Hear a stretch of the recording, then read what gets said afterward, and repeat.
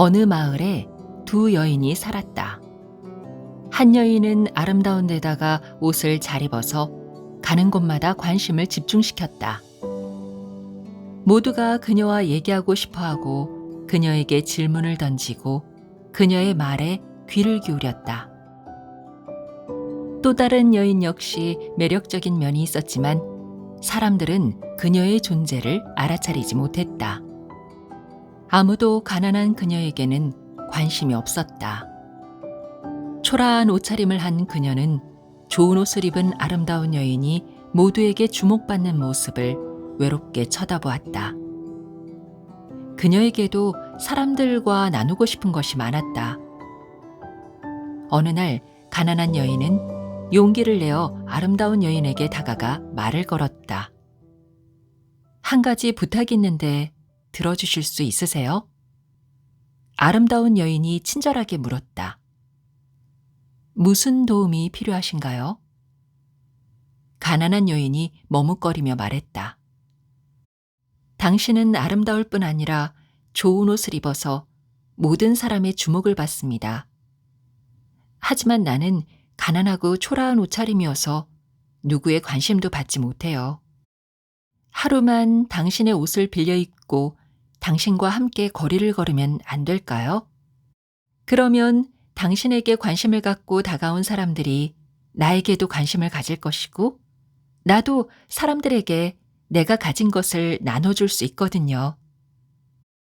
아름다운 여인은 그녀의 청을 기꺼이 들어주었고 다음 날 두 여인은 매력적인 옷을 입고 함께 거리를 나섰다. 평소처럼 사람들이 걸음을 멈추고 아름다운 여인에게 찬사를 보냈으며 그 옆에 멋진 옷을 입은 가난한 여인에게도 관심을 가졌다. 함께 거닐면서 아름다운 여인은 가난한 여인과 대화를 나눴고 그녀에게 많은 질문을 던지면서 가난한 여인이 세상 사람들에게 말하고 싶어하는 것들에 깊은 흥미를 느꼈다. 그리고 그 여인이 매우 지혜롭다는 것을 발견했다. 그날 이후 두 여인은 가장 친한 친구가 되었으며 떨어질 수 없는 관계가 되었다. 오늘날까지도 그 둘은 함께 세상을 걸어가고 있다. 초라한 옷을 입은 여자의 이름은 진리이다. 그리고 모두가 좋아하는 매력적인 옷을 입은 여자는 이야기이다. 이야기는 진리의 생명을 불어넣는 숨과 같다. 그리고 진리 역시 이야기의 생명을 불어넣는 숨이다. 그래서 우리는 진실한 이야기라고 부른다. 그대는 그대의 이야기이다. 그대가 세상에 말하고 싶은 진리를 그대의 이야기에 담아야 한다. 그대의 진리를 곧바로 주장하면 사람들은 관심 갖지 않을 것이다. 고집 세고 애고가 강한 사람으로 여길 것이다. 그대의 진리에 그대만의 이야기로 옷을 입히라. 그때 그 진리는 설득력을 지닐 것이고 사람들이 귀를 기울일 것이다. 그러기 위해서 그대는 먼저 삶을 경험해야 한다. 이야기는 경험에서 나오기 때문이다.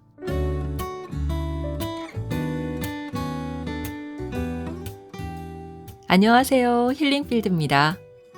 네, 오늘은 인도의 우화를 엮어 만든 류시화 작가의 신이 쉼표를 넣은 곳에 마침표를 찍지 말라. 더 숲에서 펴낸 책을 준비했습니다. 좀 전에 들려드린 글은 류시화 작가가 글을 어떻게 쓸 것인가에 대해서 고민하고 있을 때 인도의 스승으로부터 들은 이야기였습니다. 네, 단순한 이야기는 한 귀로 듣고 그냥 한 귀로 흘려버리지만 진리가 담긴 이야기는 내 마음을 움직이고 내 인생을 바꿔놓기도 합니다. 처방전. 인도의 전통의학 아유르베다는 생명에 관한 지식이라는 뜻으로 창조신 브라흐마에게서 전수받은 치료 비법들이라는 기록과 함께 기원전 1500년경에 성립되었다. 자연적인 순환을 억압하는 것을 병의 원인으로 보기 때문에 단순히 증상을 완화하는 것만이 아니라 심신의 균형을 중시한다. 오늘날도 동네마다 아유르베다 의원이 있다. 한 남자가 병에 걸려 마을의 아유르베다 의사를 찾아갔다. 의사는 그를 진찰한 후 몇 가지 열매와 허브와 가루, 그리고 다희, 괄호 열고 플레인 요구르트, 괄호 닫고, 다희를 처방했다. 남자는 평소 아유르베다 의사에 대한 신뢰가 강했으며 서양의학보다 전통의학을 더 높이 여겼다. 처방전을 받아들고 집으로 돌아온 남자는 집안에 마련된 기도실, 괄호 열고, 대부분의 인도인 가정에는 독립된 기도 공간이 있다, 괄호 닫고, 기도실 신상 앞에 의사의 사진을 올려놓고 향과 꽃을 바친 후 3번 절했다. 그런 다음 작은 종을 흔들며 의사가 써준 처방전을 소리내어 읽기 시작했다. 오전에 다희, 오후에 금볼초 가루와 아마륵 열매, 저녁에는 빌바 열매와 트리팔라 허브, 밤에 툴시티. 오전에 다희, 오후에 금볼초 가루와 아마륵 열매. 남자는 쉬지 않고 처방전을 외웠다. 전통의학에 대한 믿음이 그만큼 커서 처방전을 낭송하는 일 외에는 밥도 먹지 않고 산책조차 하지 않았다. 보다 못한 아내가 물이라도 마실 것을 권하자 남자는 물은 의사의 처방전에 적혀 있지 않다며 거부했다. 자신의 병을 치료할 수 있는 것은 오직 그 처방전뿐이라고 믿었다. 그런 식으로 밤늦게까지 열심히 처방전을 소리내어 읽었지만 병은 아무 차도가 없었다. 둘째 날, 그는 더욱 열심히 종을 치며 처방전을 읊었다. 낭송 소리가 집 앞 골목에 메아리치고 새들이 놀라 날아갔다. 그러나 병의 치료에는 진전이 없었다. 셋째 날도 포기하지 않고 처방전 낭송이 계속되었다. 역시 아무 변화가 없고 오히려 증상이 심해졌다. 밤사이 열과 오한에 시달린 남자는 처방에 대해 더 알고 싶어서 아침 일찍 의사에게 달려갔다. 남자는 물었다. 이런 질문을 하는 걸 무례하다고 여기지 마시기 바랍니다. 선생님의 처방을 불신해서 드리는 말이 절대로 아닙니다. 저에게 이 약들을 처방한 이유가 무엇인가요? 며칠 동안 처방전을 끝없이 낭송해도 아무 차도가 없습니다. 혹시 제가 이해하지 못하는 무엇인가가 있는 건가요? 많은 환자를 경험한 전문의답게 의사는 차분히 설명했다. 검사 결과에 나와 있다시피 당신은 지금 위장에 심각한 문제가 있습니다. 또한 신경이 쇠약하고 몸의 기력도 매우 약해진 상태입니다. 빌바 열매와 비타민 C가 다량 함유된 아마륵 열매, 금볼초가루, 트리팔라 허브 혼합물 등을 처방한 것도 그 때문입니다. 이것들을 꾸준히 복용하면 증상을 완화시킬 뿐 아니라 병의 원인까지 제거할 수 있습니다. 무엇보다 제때 식사를 해야 하며 독선적인 성격을 고쳐야 신경쇠약에서 벗어날 수 있습니다. 의원을 나서며 남자는 생각했다. 얼마나 훌륭한 의사인가. 정말 멋진 이론이야. 이런 지혜로운 의사를 만났으니 내 병은 치료가 된 거나 다름없어. 그의 처방만이 유일한 살 길이야. 집으로 돌아간 그는 가족과 이웃에게 주장했다. 이 아유르베다 전문의가 최고의 의사야. 다른 의사들은 환자를 현혹하는 사기꾼들이야. 그리고 다시금 기도실로 들어가 처방전을 신비의 만트라처럼 큰 소리로 암송하기 시작했다. 오전에 다희, 오후에 금볼초가루와 아마륵 열매, 독선적인 성격을 고칠 것. 여전히 식사도 하지 않고 운동도 하지 않았으며 주위의 어떤 조언도 자신의 믿음을 방해하는 것이라 여겼다. 병은 더 심각해졌으며 그럴수록 더욱 처방전 외는 일에 집착했고 마침내는 의사도 손쓸 수 없는 상태가 되었다. 종교와 진리의 가르침은 의사의 처방전과 같다. 많은 추종자가 그 처방전을 날마다 암송한다. 처방전에는 사랑, 자비, 나눔, 용서, 이타심 등이 적혀 있다. 하지만 영혼의 건강을 회복하려면 실제로 그 처방을 행동에 옮기는 길밖에 없다. 의학 체계와 의사를 신뢰하는 것과 처방전대로 실천하는 일은 전혀 다른 이야기다. 바늘 1개.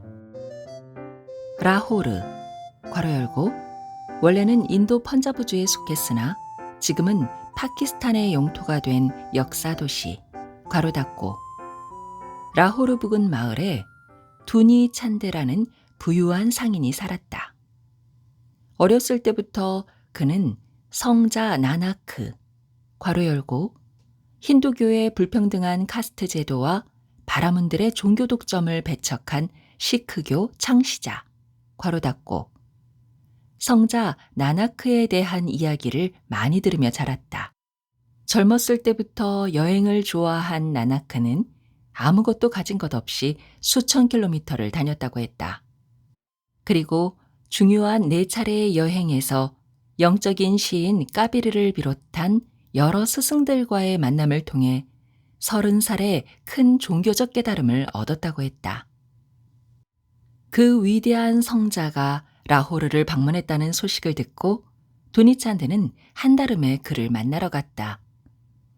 이른 시간인데도 많은 사람들이 성자의 가르침을 듣기 위해 모여 있었다. 오전 설법이 끝난 후 도니찬드는 성자 나나크에게 다가가 점심 식사에 초대했다. 뜻밖에도 성자는 흔쾌히 그의 초대를 받아들였다. 성자가 자신의 집에 도착하자 도니찬드는 마음이 들뜨고 매우 행복했다. 그는 위대한 종교적 성인을 편안하게 모시며 정성껏 점심을 대접했다. 도니찬드는 사실 매우 자부심 많고 잘난 체 하는 사람이었다. 성자 나나크가 음식을 먹기 시작하자 그는 말했다. 저의 집에는 특별한 손님이 오실 때만 내놓는 값나가는 식기류가 많습니다. 이 그릇들은 라호르에는 없는 것들입니다. 델리에서도 구할 수 있을까 말까 하는 것들이라서 모두 저를 부러워합니다. 성자는 아무런 반응도 보이지 않고 계속 음식을 먹었다. 도니찬드가 다시 말했다. 식사하신 후에 제가 소유하고 있는 동물들을 구경하러 가시지요.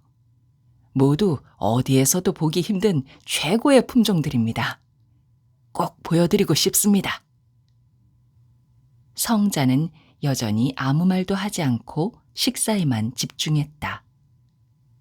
도니찬드가 또 말했다. 당신도 보다시피 저희 집에 있는 신상들은 값을 매길 수 없는 보물들입니다. 모두 황금으로 도금돼 있고 귀한 보석들로 장식돼 있습니다. 그때까지도 성자는 침묵을 지켰다.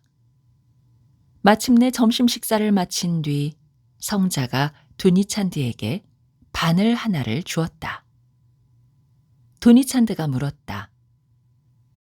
이곳은 무슨 용도인가요? 성자 나나크가 말했다. 죽으면 이 바늘을 가지고 천국으로 나를 만나러 오게. 도니찬드가 놀라며 물었다. 하지만 성자님, 죽은 뒤에 어떻게 이 바늘을 갖고 갈 수 있을까요? 성자 나나크는 잠시 그를 쳐다보고 나서 말했다. 죽을 때 아무것도 가져갈 수 없음을 안다면 그렇게 많은 재산을 쌓아둘 필요가 무엇인가?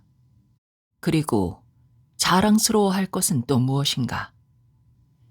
오직 다른 사람들에 대한 사랑만이 그대가 떠난 뒤에도 그대를 따라갈 것이네.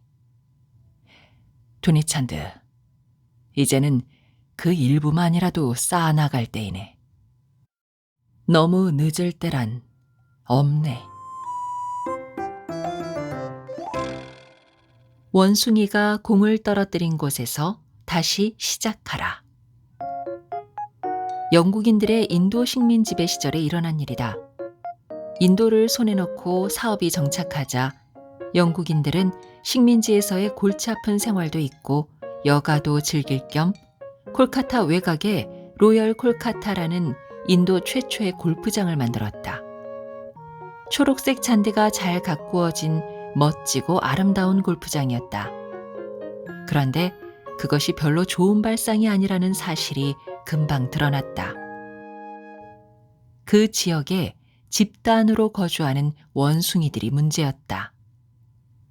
사람들이 골프를 칠 때마다 원숭이들은 골프공에 무한한 관심을 보이며 경기에 참가했다. 골퍼가 필드 안으로 공을 날려보내면 나무에서 기어내려온 원숭이들이 재빨리 필드를 달려가 공을 집어들었다. 원숭이들은 골프공을 갖고 장난치다가 엉뚱한 곳에 던지고 달아나곤 했다. 당연히 경기가 지연되거나 무효화되고 골퍼들 간에 시비가 붙기 일쑤였다. 그래서 매번 경기를 원점에서 다시 시작할 수밖에 없었다. 예상하지 못한 장이었다. 처음에 골프장 운영자는 원숭이들을 통제하려고 많은 시도를 했다. 먼저 골프장 둘레에 높은 울타리를 설치했다. 기대에 부풀게 한 이 시도는 나무타기 명수인 원숭이들을 막기에는 역부족이었다. 바나나와 사과 등의 과일로 원숭이들을 다른 숲으로 유인하기도 했지만 원숭이들은 허기를 채우자마자 그 숲의 다른 무리들까지 이끌고 골프장으로 되돌아왔다. 총소리를 내어 쫓아내려고도 해봤지만 원숭이들은 여간에서는 속지 않았다. 덫을 놓아 생포하기도 했지만 한 마리를 잡으면 또 다른 원숭이가 나타났다. 그 수많은 원숭이를 잡아 먼 지역으로 이동시킨다는 것은 물리적으로 불가능한 일이었다. 어떤 방법도 영리한 원숭이들에게 통하지 않음을 깨달을 수밖에 없었다.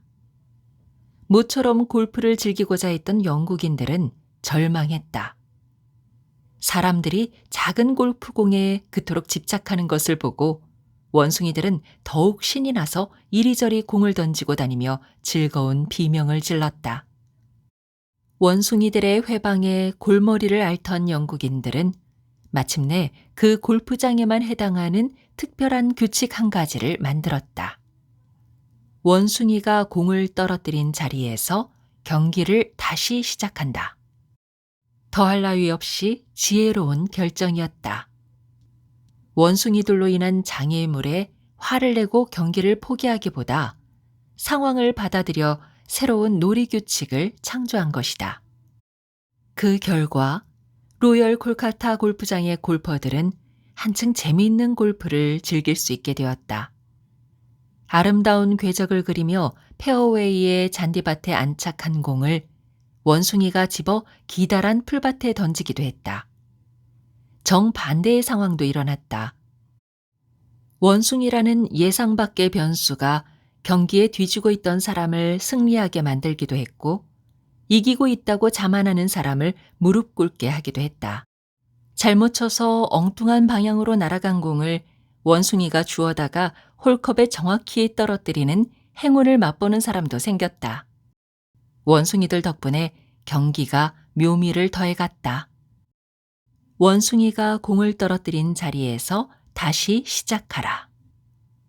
삶에서 일어나는 일들이 이 특별한 골프장에서 일어나는 일들과 별반 다르지 않음을 사람들이 깨닫는데 오래 걸리지 않았다. 좋은 운도 있고 나쁜 운도 있다. 삶이라는 놀이의 결과를 완전히 통제하는 것은 불가능하다. 삶은 우리가 의도한 대로 진행될 의무가 없다. 기차는 지연되고 차는 진창길에서 고장나며 면접 일정은 틀어지고 멋진 계획은 엉망이 된다. 잘 나가고 있던 중에 갑자기 원숭이가 튀어나와 공을 홀컵에서 멀리 던져버리고 그동안의 노력이 무효화된다. 그럴 때 우리는 절망하고 자신과 타인을 비난하며 운명을 탓한다. 자신이 이 경기에 적합하지 않기 때문이라며 포기하려는 마음까지 먹는다. 그러나 삶은 우리의 계획을 따르지 않기 때문에 오히려 놀라운 일이 가능하다. 어느 소설가가 썼듯이 지금보다 더 나빠질 수는 없다고 생각할 때 더 나빠지고 더 좋아질 수는 없다고 생각할 때 더 좋아지는 것이 인생이다. 신이 쉼표를 넣은 곳에 마침표를 찍지 말아야 한다. 코스마다 매번 긴꼬리 원숭이가 튀어나와 골프공을 엉뚱한 곳으로 던져놓는다. 불공정해 보이지만 그것이 인생이라는 경기다. 그럴 때 우리가 해야 할 일은 이것이다. 원숭이가 공을 떨어뜨린 지점에서 다시 시작하자. 어쩌면 그 지점이 최선이자 최고의 시작점인지도 모른다. 무작위로 보이는 그 자리가 바로 신이 정해준 자리일지 누가 아는가? 성류의 웃음. 어느 마을에 오랜 가뭄이 지속되었다. 고통을 견디다 못한 사람들은 마침내 이름난 기우사, 괄호 열고 비를 내리는 주술사, 괄호 닫고 기우사를 불렀다. 그런데 기우사는 그곳에 비가 오게 하기 위해 아무 일도 하지 않았다. 그저 그 마을에 와서 머물기만 할 뿐이었다. 그런데도 얼마 후에 비가 내렸다. 그는 비가 오게 강요한 것이 아니었다. 다만 자연과 하나 된 마음으로 자신의 내면에서 비가 내리는 기후를 창조해냈다. 따라서 그가 그곳에 있음으로써 자연이 그의 마음에 반응한 것이다. 어느 왕이 원정 사냥을 하러 숲으로 갔다. 사냥감을 놓고 열띤 추격전을 벌이던 중 일행과 떨어져 혼자가 된 왕은 뜨거운 태양 아래서 심한 갈증을 느꼈다. 숲속을 헤매던 그는 잘 가꾼 정원을 발견했다. 인적이 끊긴 곳에 위치한 그 정원은 평화롭고 풍성해 보였다. 초록의 나무들은 그늘진 곳으로 들어와 잠시 쉬라고 유혹했다. 놀라서 안으로 들어가니 정원사가 나타났다. 사냥꾼 복장을 하고 있어서 정원사는 그 방문객이 왕이라는 사실을 알지 못하는 듯했다. 왕이 마실 것을 부탁하자 늙은 정원사는 곧장 정원으로 들어가 석류를 몇 개 따서는 큰 컵 가득 즙을 짜서 왕에게 가져다 주었다. 얼마나 친절하고 배려심 많은 사람인가. 그런 사람이 이 아름다운 정원을 가꾸고 있구나. 왕은 고맙게 생각하면서 맛있는 석류 주스를 한껏 들이마셨다. 하지만 타는 듯한 갈증을 해소하기에는 아직 부족했다. 그래서 친절한 정원사에게 석류 주스를 한 잔 더 달라고 요청했다. 정원사가 석류를 따러 다시 정원으로 들어갔다. 정원사의 모습이 보이지 않게 되었을 때 왕은 마음속으로 생각했다. 이 농부는 매우 부자인 것 같아 보이는군. 잠깐만에 큰 컵으로 신선한 주스를 가득 채워서 가져다 주지 않았는가. 이토록 풍요로운 토지를 소유한 사람에게는 당연히 많은 세금을 물려야만 해. 정원사는 어찌 된 일인지 1시간이 지나도 돌아오지 않았다. 마침내 왕은 의아한 생각이 들었다. 처음에 마실 것을 갖다 달라고 했을 때는 5분도 채 안 돼 석류 주스를 가져왔는데 지금은 1시간 가까이 석류 알갱이들을 짜고 있는데도 아직 잔이 채워지지 않았단 말인가? 이것이 어찌 된 일일까? 1시간이 훌쩍 지나 정원사가 돌아왔지만 컵은 가득 채워져 있지도 않았다. 왕이 물었다. 처음에는 석류 주스가 금방 채워졌는데 이번에는 시간이 오래 걸렸는데도 절반밖에 채워져 있지 않은 이유를. 사람의 마음을 꿰뚫어보는 눈을 가진 정원사가 대답했다. 내가 처음 석류 주스를 가져다 주러 갔을 때 당신은 자연스럽고 선한 마음을 갖고 있었습니다. 하지만 두 번째 석류 주스를 만들러 갔을 때는 당신의 선하고 친절한 본성이 변했음이 분명합니다. 이 정원에 있는 석류나무의 풍요로운 성질이 이렇게 갑자기 달라진 것에 대해서는 그것 말고는 달리 설명할 길이 없습니다. 왕은 정원사의 말이 완벽하게 옳다는 것을 깨달았다. 처음 그 정원으로 들어갔을 때 왕의 생각은 순수하고 다정했었다. 인간 본연의 마음 그대로였다. 그러나 농부가 그토록 짧은 시간에 석류 주스가 가득 든 컵을 가져오자 왕이 마음이 변했고 의도가 개입했다. 왕의 마음이 순수함을 잃자 그것은 정원의 석류나무들에도 영향을 미쳐 석류들의 웃음이 사라졌다. 왕이 순수한 사랑의 법칙을 훼손한 순간 석류나무들은 그에게 자신을 내어주기를 주저했다. 눈에 보이는 세상은 보이지 않는 내 의식이 만들어낸 결과이다. 이 우화를 들려주며 20세기 초의 영적 스승 람 티르타는 말한다. 우리의 삶이 자연과 조화를 이루고 우리의 마음이 우주의 리듬과 일치할 때 모든 환경과 상황이 심지어 바람과 파도까지도 우리에게 유리하게 전개된다고. 반면에 우리가 그 모든 것들과 불화를 겪는 순간 동물과 식물도 우리에게서 등을 돌릴 것이고 그 순간 온 세상이 우리와 맞서게 된다고.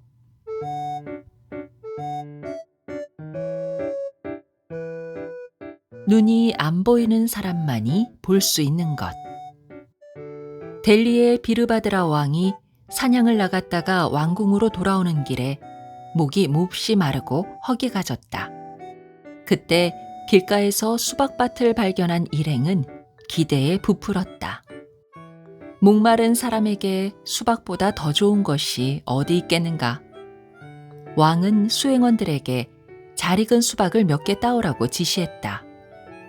그들이 수박밭으로 향해 가고 있을 때 어디선가 웃음소리가 들렸다. 일제히 그 웃음소리가 나는 쪽으로 고개를 돌려보니 한 장님이 바위에 앉아 있었다. 왕이 그를 불러 물었다. 왜 웃었는가? 눈먼 남자가 대답했다. 왕께서는 잘 익은 수박을 따오라고 지시했습니다. 하지만 그 밭에는 수박은 없습니다. 그래서 저도 모르게 웃음이 나온 것입니다. 왕이 다시 물었다. 그대는 눈이 보이지 않는데 어떻게 밭에 수박이 없다는 사실을 아는가? 눈먼 남자가 말했다.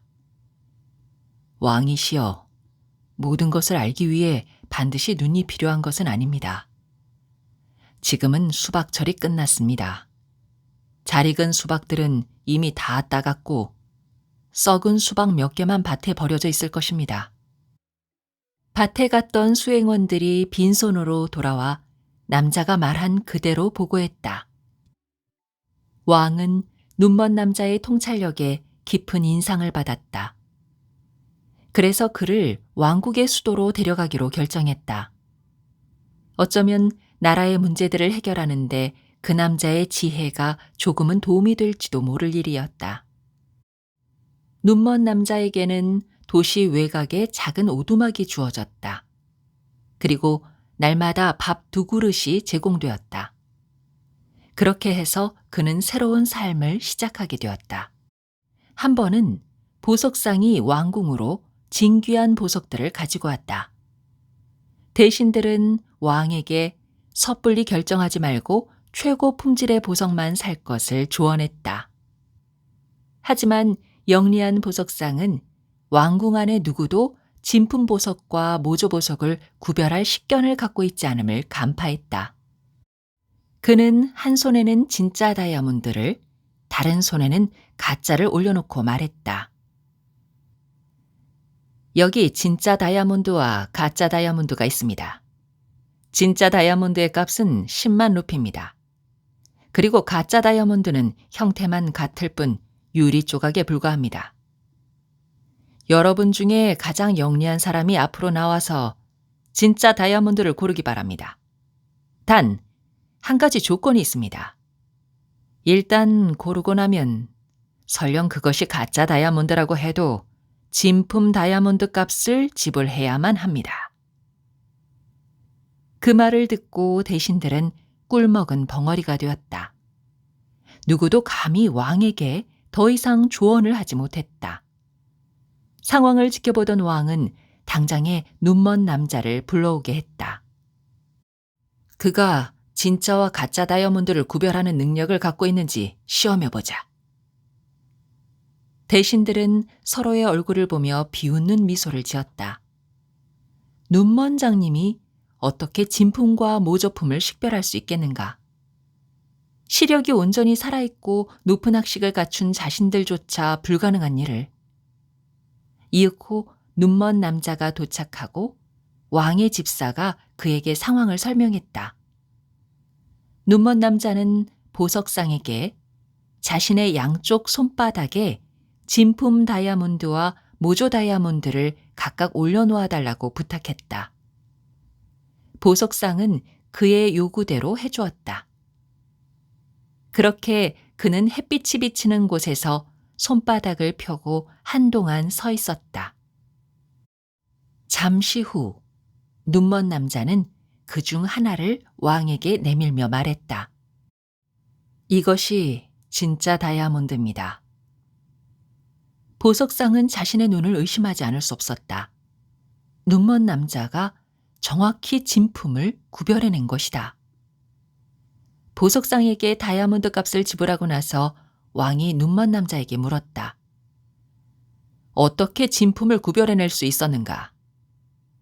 눈먼 남자가 말했다. 다이아몬드와 유리 조각에 햇빛을 비추고 있으면 유리 조각은 따뜻해지지만 다이아몬드는 그렇지 않습니다. 눈먼 남자의 설명에 만족한 왕은 그날부터 그에게 하루에 밥 3그릇을 제공했다. 하루는 궁정재판소에 재산 다툼을 벌이는 형제가 찾아와 왕의 판결을 요청했다. 그들의 부친이 세상을 떠나면서 넓은 토지를 유산으로 남겼는데 토지의 절반은 비옥하지만 나머지 절반은 척박한 야산이었다. 또한 토지 안에 있는 연못들과 숲과 강 때문에 유산을 공평하게 나누는 것이 어려웠다. 그래서 다투다가 왕의 재판소로 판결을 받기 위해 온 것이다. 토지에 대한 모든 설명을 들은 대신들은 그것을 공정하게 나누는 것이 불가능함을 깨달았다. 어떻게 해도 한쪽의 원망을 들을 가능성이 컸다. 그래서 왕은 또다시 눈먼 남자를 데려오게 했다. 대신들은 경험 많은 정상인들도 궁지에 몰려 있는데 안못 보는 자가 어떻게 까다로운 토지 분배 문제를 해결할 수 있다는 것인지 이해할 수 없었다. 모든 설명을 들은 눈먼 남자는 미소를 지으며 말했다. 형제 중 한 명에게 전체 토지를 둘로 나누게 하십시오. 그런 다음 나머지 한 형제에게 자신이 원하는 부분을 선택하게 하면 됩니다. 누가 토지에 금을 긋고 누가 선택권을 가질지는 제비뽑기로 결정하면 됩니다. 두 형제 모두 그 결정을 기꺼이 받아들였다. 그토록 고민했던 문제가 쉽게 해결된 것이다. 그렇게 눈먼 남자는 도시 변두리의 작은 오두막에 살면서 왕국의 복잡한 문제나 논쟁이 발생할 때마다 왕에게 올바른 해결 방법과 조언을 제시해 주었다. 어느 날 오후 심심함을 느낀 왕이 집사를 시켜 눈먼 남자를 데려오게 했다. 왕이 흥미삼아 물었다. 그대는 더없이 현명하고 지적이고 식견이 깊다. 아무리 어렵고 까다로운 문제라도 그대의 날카로운 통찰력 앞에서는 쉽게 풀린다. 지금까지 그대는 다양한 상황에서 나를 만나왔다. 그럼에도 내가 이 왕자를 합법적으로 물려받은 것이 아니라 불법적으로 찬탈한 것이라는 사실을 아직까지 알아차리지 못한다는 것이 놀랍지 않은가? 그러자 눈먼 남자가 평온한 목소리로 말했다. 저는 그것을 처음부터 알고 있었습니다. 어떻게 그것을 알았지? 호기심을 느낀 왕이 물었다. 눈먼 남자가 말했다. 왕족의 고귀한 기품을 지닌 사람이라면 가장 어려운 문제들을 누군가의 도움으로 해결했을 때 그를 도시 변두리에 방 한 칸짜리 오두막에 살게 하면서 하루에 3그릇의 밥만 던져줄 만큼 뭘 인정하지는 않기 때문입니다. 왕은 창피함으로 고개를 들 수 없었다. 탐욕과 인색함은 내면에 감춰지는 것이 아니라 얼굴과 행동에서 드러난다. 눈먼 사람도 그것을 느낄 수 있다.